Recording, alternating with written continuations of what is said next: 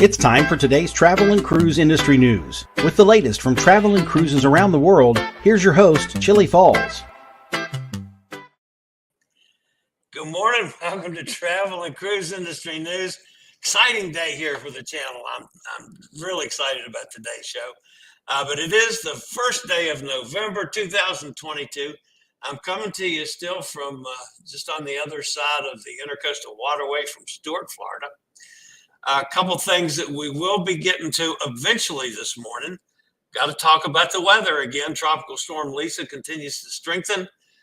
The MSC World Europa sails toward her naming ceremony. Carnival is going to add 2 more ships into service next week. It's been a record year for Port Canaveral. And a very strange search is underway for a missing person.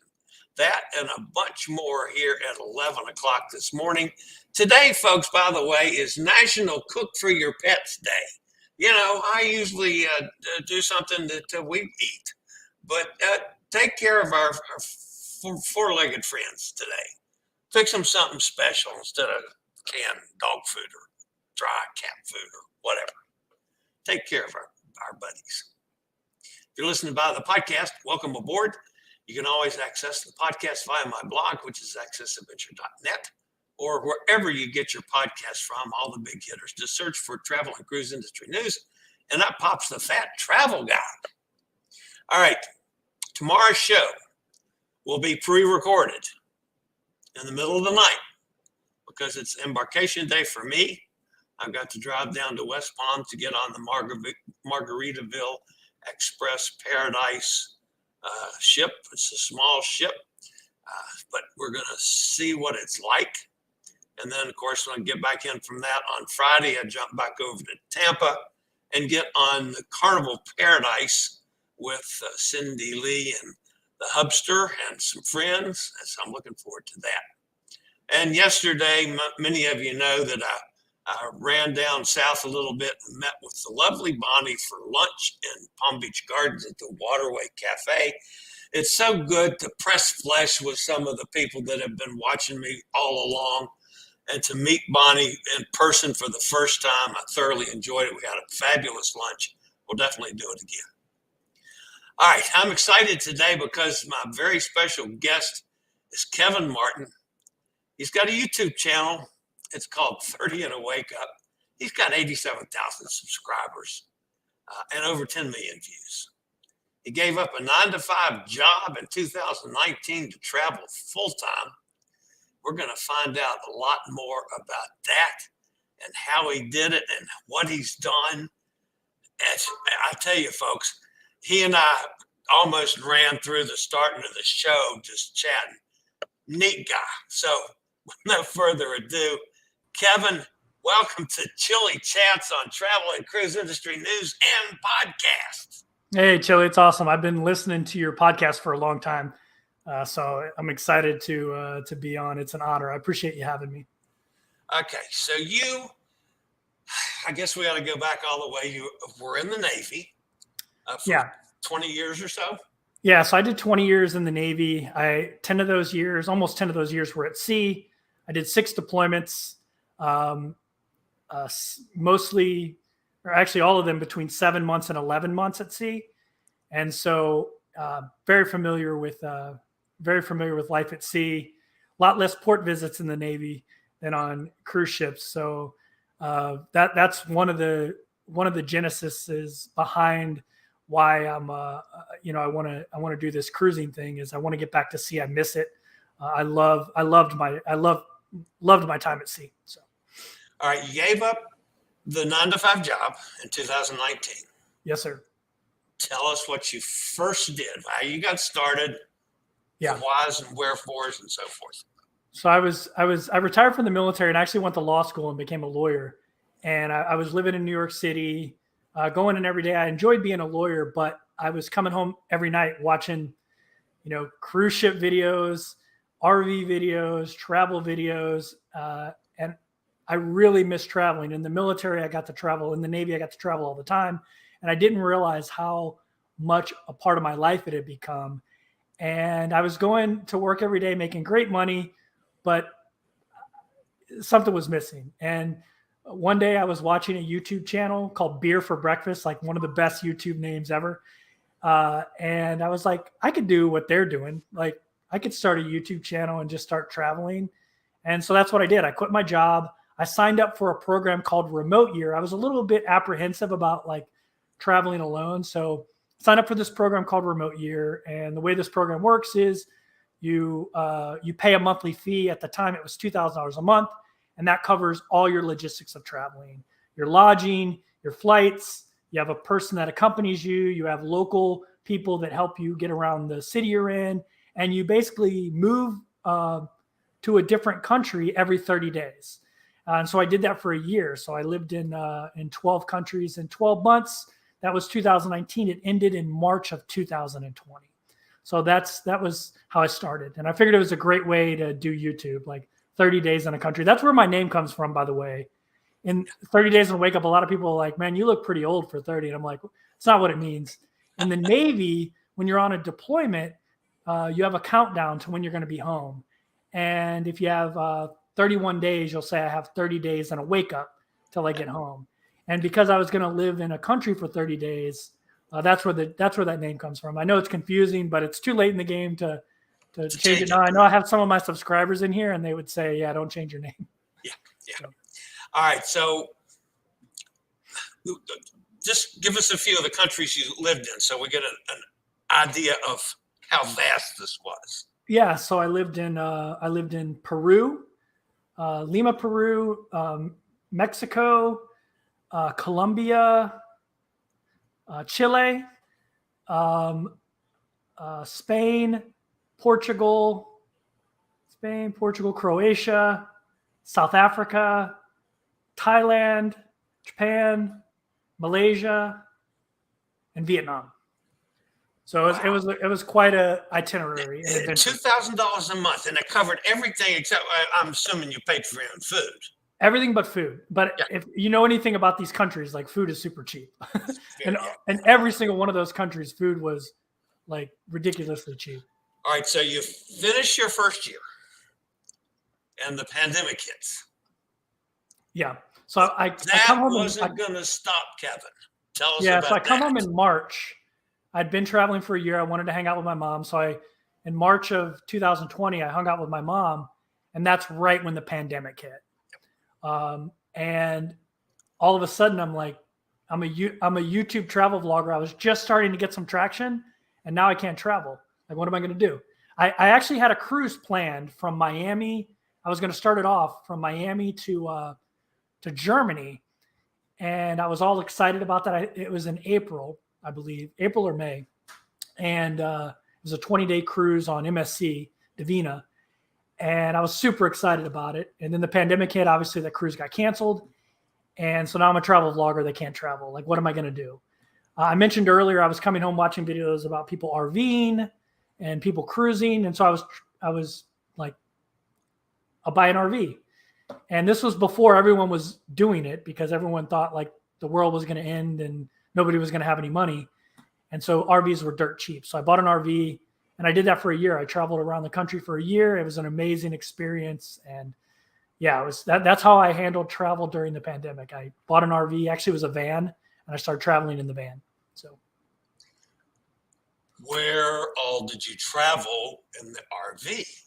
Yeah, all over the US. I know because I've watched some of your videos. But yeah, all over the US, from the East Coast to the West Coast. Anything you can think of any place you can think of that you would want to go in an RV, I went. I actually I was actually supposed to go to Canada, but Canada closed the borders. I don't know if you remember that during the pandemic, which is where I really wanted to go. I wanted to drive across Canada to Alaska, but ultimately I couldn't do that. So I was basically just crisscrossing the US, following the weather, basically, chasing 70, basically. So that's what I did in the RV. Anywhere you can think of in the RV, I went. So. And you were the absolute perfect time, because soon after you started that, everybody's saying, oh my God, we can't cruise, we can't fly, we can't do this, we can't do that. Let's get an RV and just go somewhere. And then that whole industry exploded. Yeah, I actually got really lucky with that. I mean, I had no clue. I just wanted to be able to travel and make some YouTube content. Mostly it was about the travel, but also, I mean, obviously I was trying to build a YouTube channel. And probably a month or two after I started RVing, everyone realized that, hey, this wasn't going to be like a quick fix. Like it wasn't going to be like Ebola where it just goes away. This is going to really affect people's lives. And so, for their sanity, people wanted to travel, and so they were looking for alternative methods. And so everyone and their mom bought an RV, and so the prices of RV exploded, but also people researching RVs on YouTube exploded. So that really helped my channel. I'm not a very good travel vlogger. I'll be the first to admit that. So I was doing a lot of interviews and tours of other people's RVs, and so that just happened to be the right thing to do at the right time. I didn't plan it. I just got really lucky. Actually, most of the people probably in here that are from my YouTube channel come from the RV community. I can see a bunch of men there that I know are still running around in RVs. So, well, it's that my sister and brother-in-law have one too, so they love it. Yeah, that's amazing. All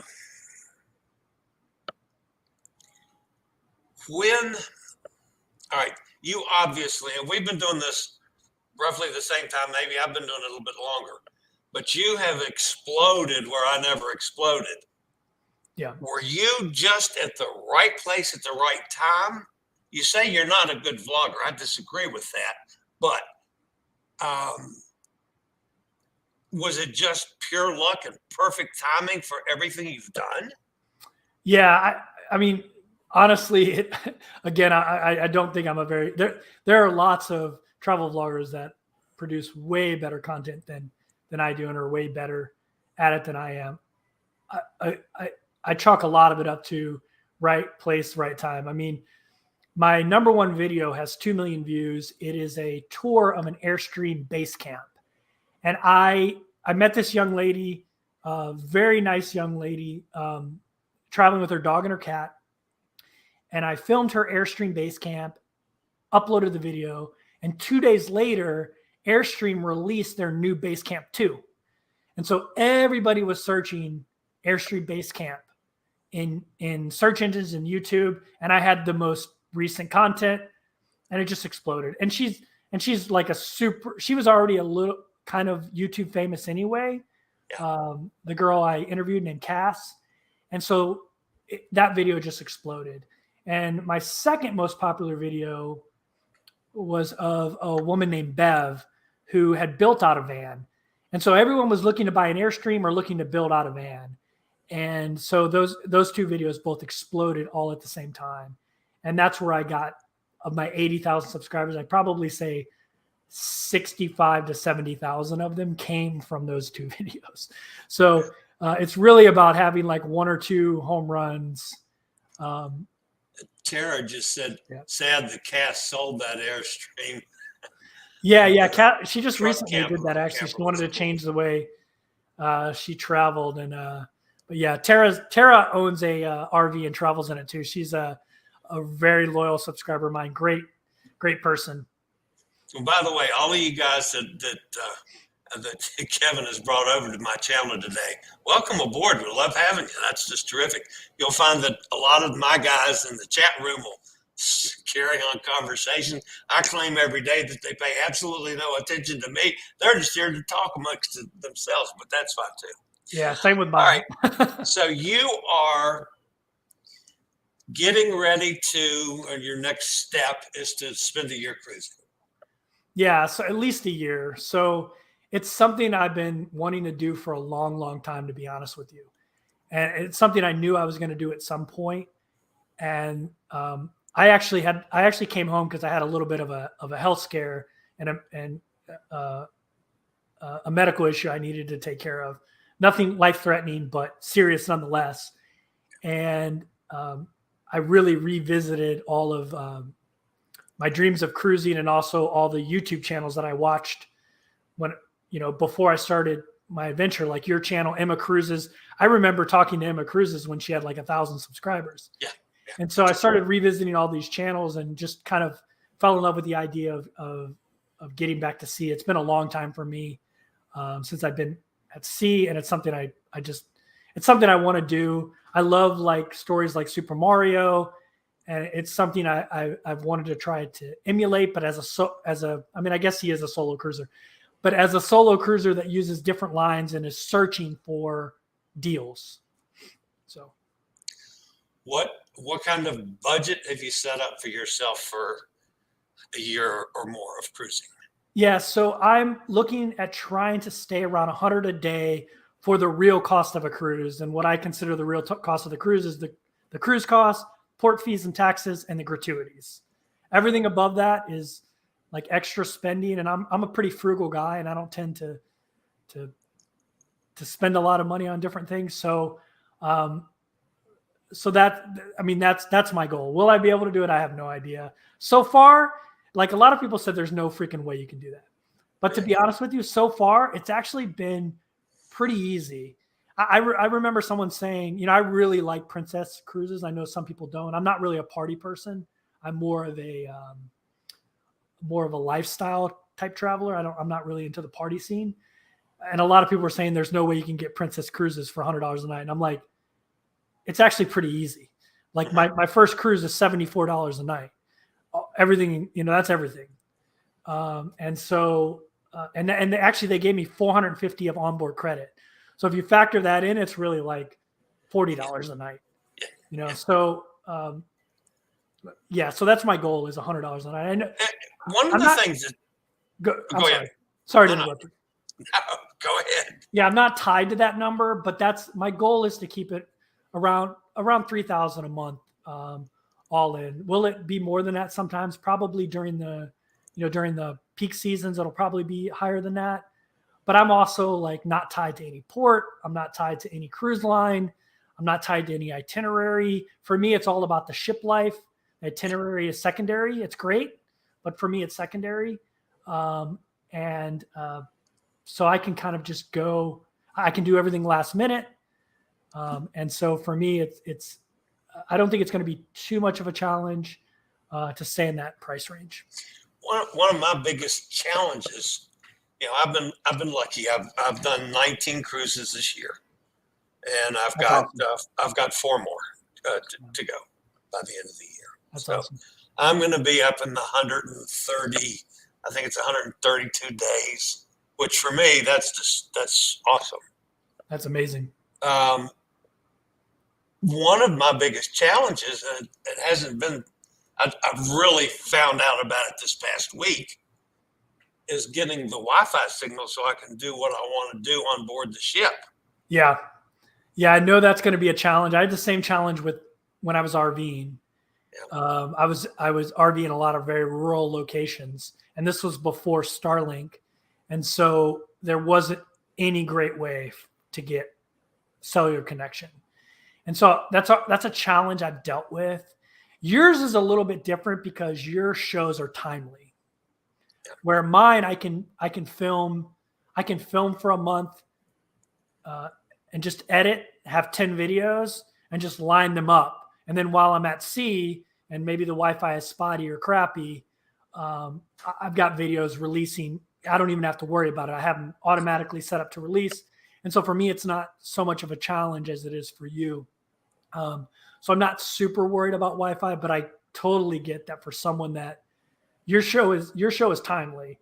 And, if you talk about a hurricane and then release the video in a week, it's already passed.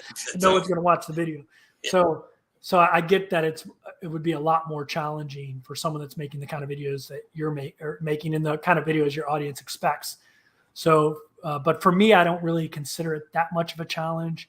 I do have T-Mobile, and a lot of my early cruises are in Latin America where T-Mobile works pretty well. And so worst case scenario, I could probably upload them from my cell phone. And so that's kind of my plan now. Hopefully I'm on some ships that have great Wi-Fi and it's not an issue, but my time in RV life, it's just something you have to deal with when you're in this industry and you're trying to.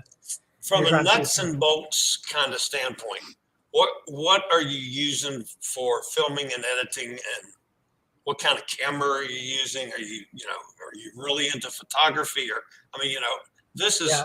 this is my main, camera right here. Is that an iPhone or is it what is it? No, I'm too dumb for iPhones. Okay. It's an Android. See, I think I'm too dumb for Android. Although the Pixel, I used to have a Pixel and it took amazing photos. But so when I first started my YouTube channel, I had all of the very fancy equipment. You know how Ben and David, like how cinematic their stuff is? I had that kind of equipment. Yeah. That is probably easy. That's probably a lot easier when there's two people doing it. But when you're by yourself, and I don't know if you know this about me, but I also am a carry-on only traveler. I don't check bags. I hate it. I'm going to do it on cruising too. I'm excited to talk about that in the future, but I don't check bags. So carrying that equipment around, and it just wasn't worth the cost reward benefit. And so I use a GoPro and my phone, and that's how I film.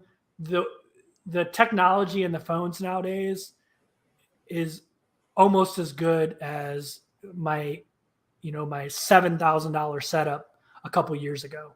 And the stabilization in the GoPros on the 10s and above is so amazing that if you learn some basic filming and editing principles, like frame rate is the most important when you're shooting with something like those. I see a lot of videos where their slow motion is very choppy.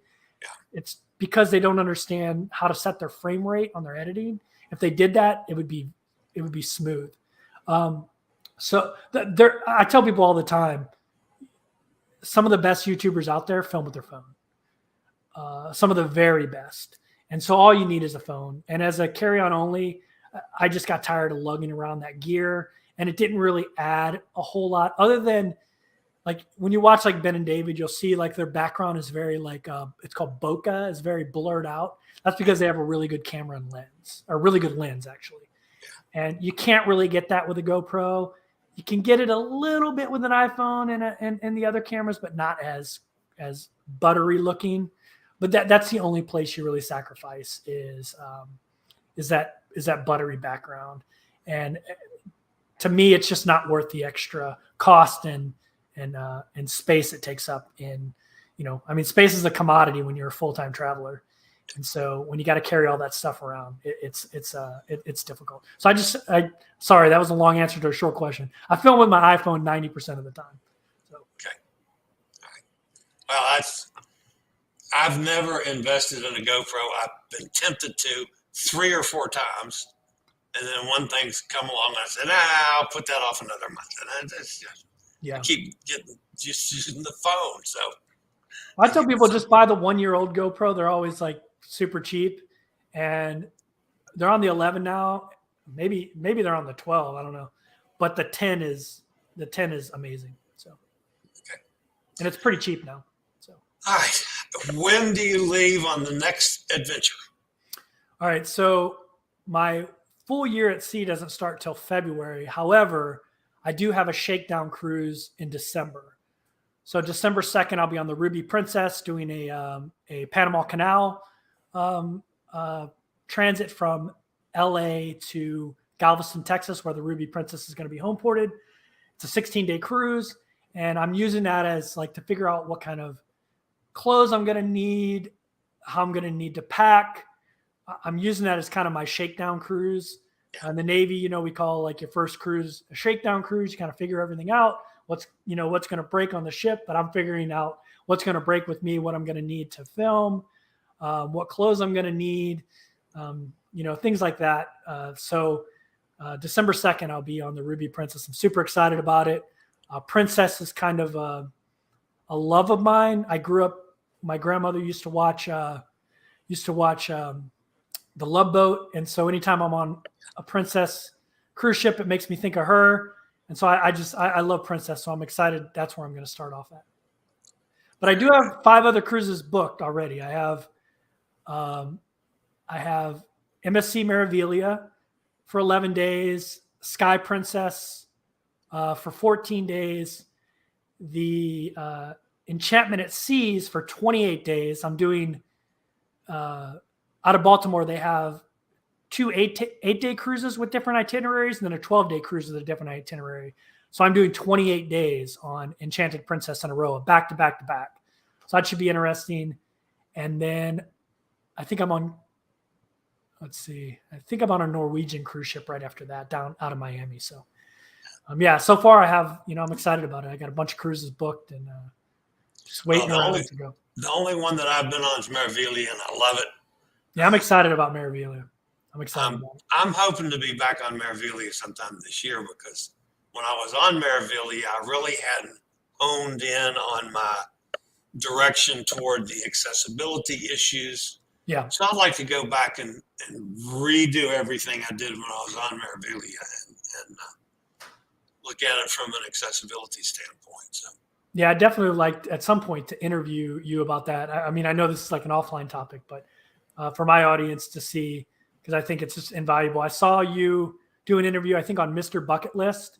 Yeah. And it was such a good interview about like cruising with accessibility issues. I thought it was really interesting. It's something like, people might not think about, but there's so many people out there that would benefit from that advice. So at some point, I'd love to have you on my channel to talk about that stuff.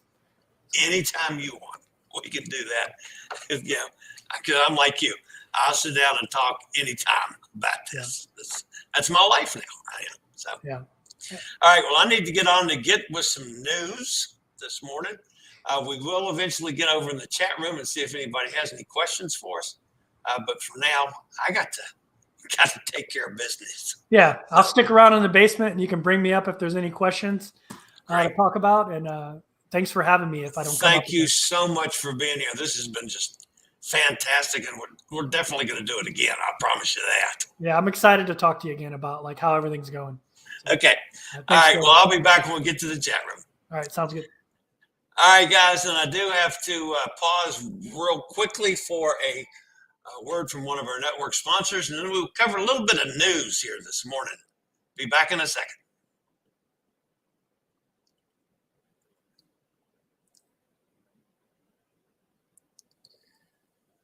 All right, there's not a great deal of news, thankfully, today, but there is some.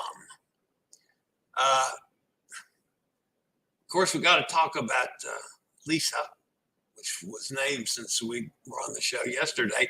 But another one popped up this morning that has just been named. It is now Tropical Storm Martin. It's carrying 45 to 50 mile an hour. Its pressure is 997. It's moving at 12 knots to the east. I don't see this coming into any play with land because it should merge into another system, but it has strengthened enough to become another named storm. So that's happened just this morning. All right. Lisa, of course, is expected to strengthen as it approaches Central America. It was about 230 miles southeast of Grand Cayman, to 520 miles east of Belize. Maximum sustained winds 45 miles an hour.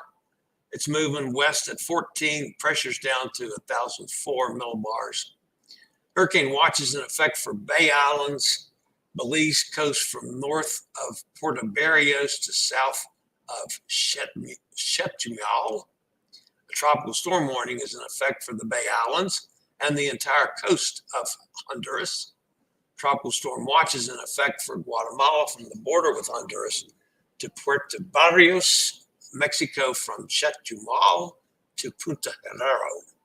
Interest in Central America and the Yucatan Peninsula of Mexico should monitor the progress of Lisa. The center of Tropical Storm Lisa will pass south of the Cayman Islands today and move near or over the Bay Islands of Honduras early on Wednesday and approach Belize later on Wednesday. And it should be a hurricane sometime tomorrow. So it's going to hit landfall as a hurricane. All right. November appears to be a very interesting month for a lot of us in the cruise industry. Number one, MSC, their new flagship ship, first ever cruise ship powered by LNG, the largest cruise ship powered by LNG, I should say. The MSC World Europa has begun sailing to Doha, the capital and largest city in Qatar, in preparation for a naming ceremony on the 13th of this month. The new ship will travel through the Mediterranean Sea before arriving for the celebratory event in Doha Grand Cruise Terminal in Qatar. Also this month, Carnival is going to add 2 more ships to its fleet. The Carnival Cruise Line's newest and largest ship, the Carnival Celebration, will enter service on the 6th of November. The maiden cruise on Carnival Celebration will be a 14-night voyage from Southampton to Miami. Once the ship arrives in Miami, the vessel will be christened on November the 20th and sail from Miami. Meantime, the Carnival Luminosa will also make its debut after a conversion from sister cruise line Costa Cruises. Carnival Luminosa will be the 5th Spirit class ship in the Carnival fleet. That's happening also this month. The other report we had, folks, from Port Canaveral is this has been a record-breaking year for Port Canaveral, and that's not unusual the way things have taken off, but probably the most unusual thing about it is that Port Canaveral, the second busiest port in the world, around 5 million guests set sail on cruise vacations each year. They were counting on a big year this year. The final numbers exceeded expectations by 17.3%. So they went much better than the estimates. Cruise-related income accounted for 75% of the revenue that Port Canaveral received. That's a pretty cool number, folks.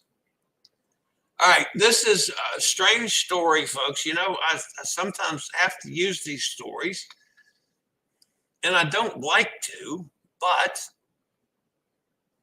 there has been a search for a woman overboard. The reason this is kind of odd is the Port of Barcelona initiated a search and rescue operation actually Sunday morning for a person suspected of going overboard from the MSC Bellissima. And it was reported by news outlets over there.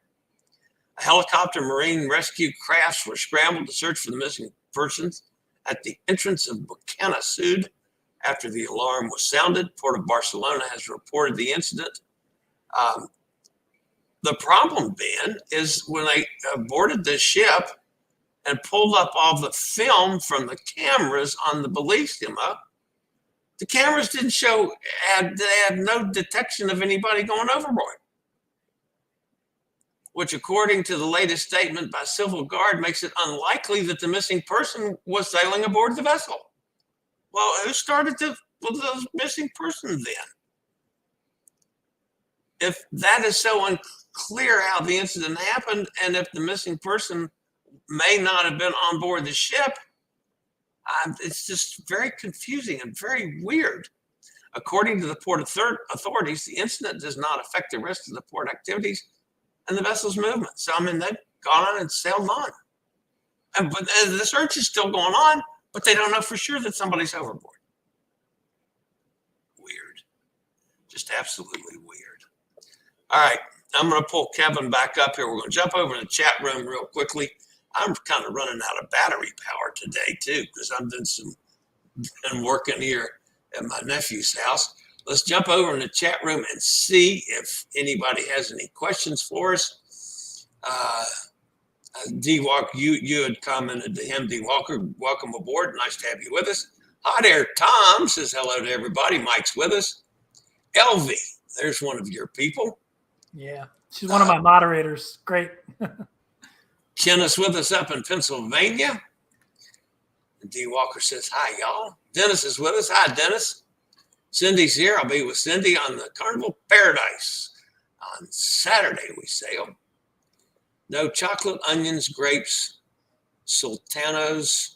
They are toxic to dogs. Oh, okay. I was wondering where that was coming from, Dennis. Dennis is a wealth of information, and he corrects me on all the things that I screw up when I'm talking and my mispronunciation of things. So I listen to Dennis quite a bit. Tara's with us. We mentioned that earlier. Looking forward to Kevin's new adventure. So am I. I absolutely am. Nikki's with us up in Jacksonville. Hi, Nikki. Yo, Brooklyn's in the house. Hey, Eddie. Cruising Scenes with us. Hi. Let's see, Tara. She's sad the cat. I mentioned that. And Bev is a delight. So fun to meet her at Fred Rock. Yeah, she owns a RV hosting camp. It's really cool in Middle Missouri. Cruising Scene, they loved Ruby Princess years ago in Alaska. I love the Princess line. That's one of the things that I need to do this year is to sail again on Princess. I haven't been on Princess for a long time, but I need to get back with that. I've just been. One of the things that I look at is, and I'm sure you're doing the same thing, is I'm trying to find solo travel that's not 100% add-on. Here's what I've learned about Princess. Like, you have to actually go in and like go to check out as one guest. And like I said, that Princess I'm doing was $74 a night, all in with gratuities. Yeah. And then the other Princess I booked, which is on Caribbean Princess, at not a great time to cost wise. I think it was $103 a night all in. I've noticed that their prices are different once you go to checkout, and they're much different. So I don't know if it's some kind of glitch in their system, but I've found that they're much cheaper than even places that have no solo supplement. Maybe MSC is cheaper, but other than that, I think Princess is, for a solo traveler, is cheaper than any of the other ones I've been looking at, other than MSC. That's good to know. Yeah, MSC. Once you get into it, you gotta actually go to like where it asks you how many guests are going to be in the cabin. And Dennis is telling me I got to roll my R's when I say meraviglia. Yeah, I heard someone Italian say it the other day. I lived in Italy for a couple of years, and I heard an Italian person say it the other day, and it's meraviglia or something like that. Meraviglia. Yeah. Anyway, thank you, Dennis. I know that's a tough one for me, and because I've been saying it wrong for so long. Yeah, it's a tough one. Kenneth says, I agree. Ruby Princess is a very nice ship. We did the Hawaii last year from San Francisco. Yeah, that was, I think that was one of the first times that I really got to know Dennis and Robin was on the Ruby Princess. LV says, enjoy your travels, Kevin. Cindy says, great interview. I'll have to follow him. Oh, yeah, by the way, definitely go over on YouTube 30 and a Wakeup. I'm enjoying that's what I've been doing on this when I'm not doing some of the silliness that I have to do. I've been watching Kevin's stuff. Wow. Rich is with us. Thank you for your service. I have often stared at the sea looking for military ships, while military ships. How close would you get to cruise ships? So at sea on a military ship, you try to stay as far away from other traffic, unless you're in a traffic area, like the Straits of Malacca or something like that. You actually try to steer as far away from commercial traffic as you can. And also, I don't know if they know this, but military ships at night, we don't turn on our lights. All our lights are off. We run dark, and it's so we can be stealthy. And so you're never going to see a military ship at night. You might see the running lights, port and starboard running lights, but that's it. They're going to run completely dark, which has its benefits, because when you're in the middle of the ocean, the middle of the Pacific Ocean, and your ship's dark and you look up at the stars, like you've never seen stars like that. Where on a cruise ship, there's so much light pollution that it sometimes ruins I wish they would turn that stuff off at least for an hour at night, so you could really get a look at like what the stars look like. So, but yeah, it's very rare that you would pass close. All right, Robert Lamb's with us. He says, very informative guest. I agree. Nana on the run. Kevin, are you finding the best deals on, transition cruises or last minute cruises? I mean, obviously, when a cruise ship transitions from somewhere else, it's usually going to be cheaper because a lot of people would like to come back from where they sail. So like that Princess cruise I'm doing that's going from LA to Galveston is $74 a night as a solo cruiser. And so that one obviously was cheaper. So those are, you can find some of your best deals. I'm sure Chillie knows this. You can find some of your best deals in those kind of cruises like transatlantic, transpacific, through the Panama Canal are going to be cheaper. But, a lot of people said book your cruises way in advance. And I think that definitely works for most people if you have certain days your vacation are. But from my experience so far, there are so many last minute deals, but you got to be flexible on port, ship, itinerary. You got to be flexible on all that. So I would say that yes, last minute cruising, if you have the flexibility, is cheaper, than booking long-term. I don't like booking long-term anyway, because I have no idea what I'm going to want to do in 2024. So I don't want to book a cruise in 2024. I made that mistake before the pandemic and I booked a ton of stuff and it was a pain trying to get my money back.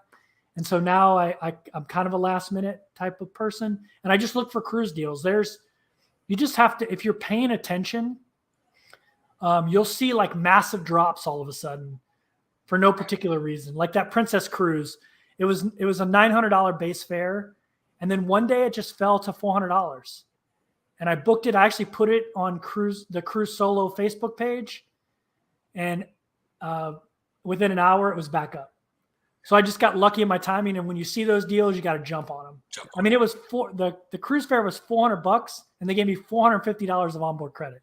So I made $50. I mean, the port fees you still have to pay and the gratuities, so that it doesn't end up being, free. But it was, I mean, from a cruise fee perspective, it's virtually free.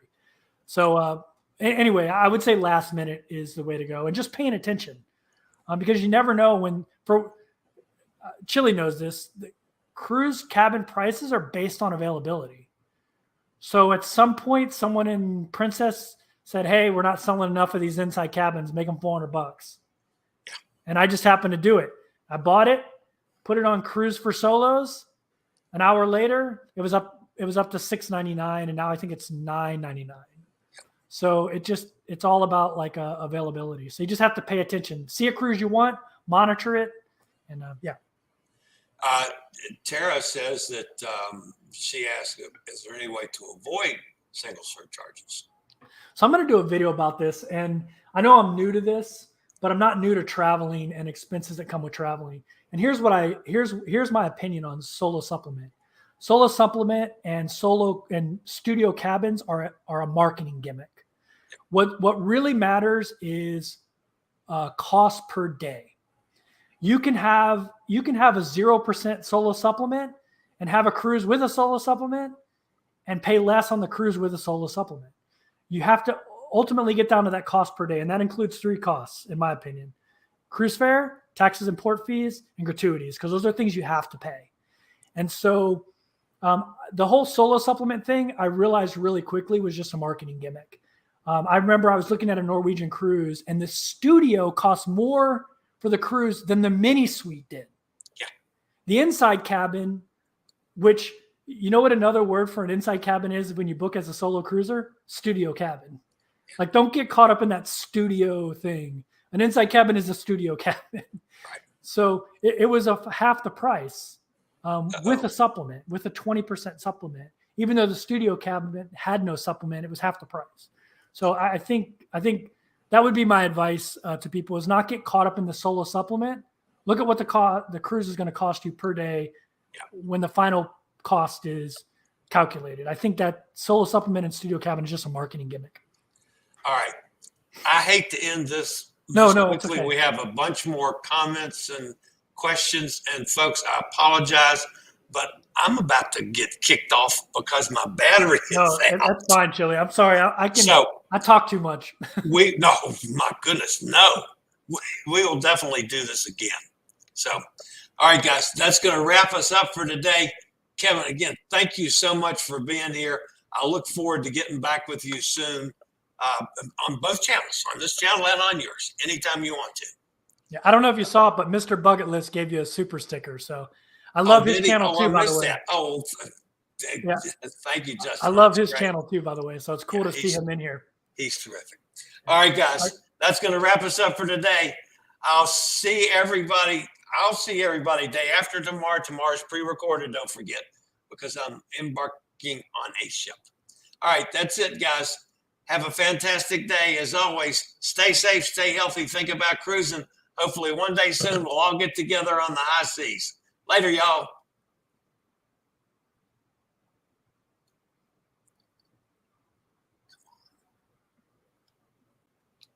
I regularly post videos on all facets of the travel and cruise industry.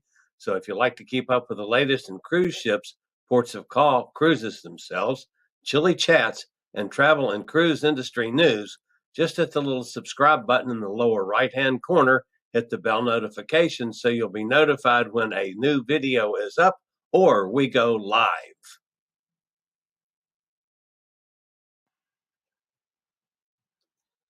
This video was produced by Chillie's Cruises.